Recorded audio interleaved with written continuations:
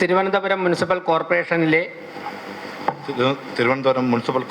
കൗൺസിലറായി തിരഞ്ഞെടുക്കപ്പെട്ട സുഗതന എന്ന ഞാൻ നിയമാനുസരണം നടപ്പിലാക്കിയ ഇന്ത്യൻ ഭരണഘടനയോട് യഥാർത്ഥമായ വിശ്വാസവും കൂറും പുലർത്തുമെന്നും ഭയശങ്കയോ മമതയോ വാത്സല്യമോ വിദ്വേഷമോ കൂടാതെ ഞാൻ എൻ്റെ ഔദ്യോഗിക കർത്തവ്യങ്ങൾ യഥാവിധിയും വിശ്വസ്തയോടും എൻ്റെ പരമാവധി കഴിവും അറിവും വിവേചന ശക്തിയും ഉപയോഗിച്ചുകൊണ്ട് നിർവഹിക്കുമെന്ന് ഈശ്വരനാമത്തിൽ സത്യപ്രതിജ്ഞ ചെയ്യുന്നു.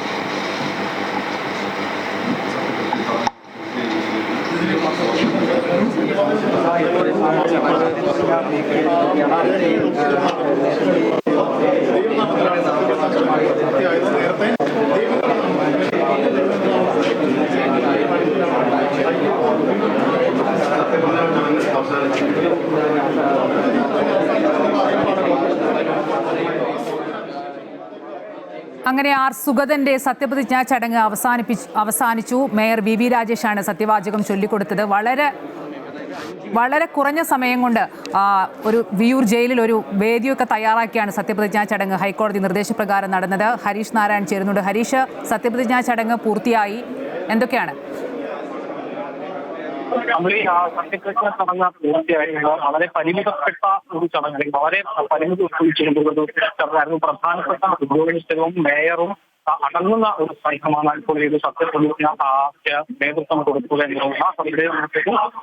സുഗതൻ സത്യപ്രതിജ്ഞ ചെയ്യുന്ന ഒരു ദൃശ്യങ്ങളാണ് നമ്മൾ കണ്ടത്. കഴിഞ്ഞ തവണ അദ്ദേഹം ദൈവനാമത്തിൽ അവരുടെ നേതൃത്വത്തിൽ സുഗതൻ സത്യപ്രതിജ്ഞ ചെയ്യുന്ന ഒരു ദൃശ്യങ്ങളാണ് നമ്മൾ കണ്ടത്. കഴിഞ്ഞ തവണ അദ്ദേഹം ദൈവനാമത്തിൽ സത്യപ്രതിജ്ഞ ചെയ്തിരുന്നു, അത് റദ്ദാക്കിയിരുന്നു. പക്ഷേ ഇത്തവണ ഈശ്വരനാമത്തിൽ എന്നാണ് അദ്ദേഹം സത്യപ്രതിജ്ഞ ചടങ്ങിൽ പറഞ്ഞത്. ആ ഒരു രീതിയിലായിരുന്നു ഇന്ന് ഇപ്പോൾ ഇവിടെ സത്യപ്രതിജ്ഞ നടന്നത് എന്നുള്ളതാണ്. എന്തായാലും വലിയ ആളുകളില്ല, വളരെ പരിമിതിപ്പെടുത്തിയ ഒരു ചടങ്ങിൽ തന്നെ ഒരു ചരിത്രത്തിൽ ആദ്യമായി ജയിലിനുള്ളിൽ നടന്ന ഒരു ചരിത്ര നിമിഷം എന്ന് വേണം സൂചിപ്പിക്കാനായി. അത്തരത്തിൽ ഈ സത്യപ്രതിജ്ഞാ ചടങ്ങുകൾ പൂർത്തിയായിട്ടുണ്ട്. അതിനുശേഷം ഉദ്യോഗസ്ഥരൊക്കെ തന്നെ പുറത്തേക്ക് ഇറങ്ങുന്ന ഒരു കാഴ്ചയാണ് നമുക്ക് ഇപ്പോൾ ഇവിടെ കാണാൻ സാധിക്കുന്നത്. പ്രധാനപ്പെട്ട ഉദ്യോഗസ്ഥരടക്കം ഇവിടെ ഉണ്ടായിരുന്നു. അതിനുശേഷം ഈ ഒരു സത്യപ്രതിജ്ഞാ ചടങ്ങിന് ശേഷം ഇവർ പുറത്തേക്ക് പോകുന്ന ആ ഒരു കാഴ്ച ആണ് നമുക്ക് ഇപ്പോൾ ഇവിടെ കാണാൻ സാധിക്കുന്നത്. ഇത് നേരത്തെ സൂചിപ്പിച്ച പോലെ തന്നെ വലിയ രീതിയിലുള്ള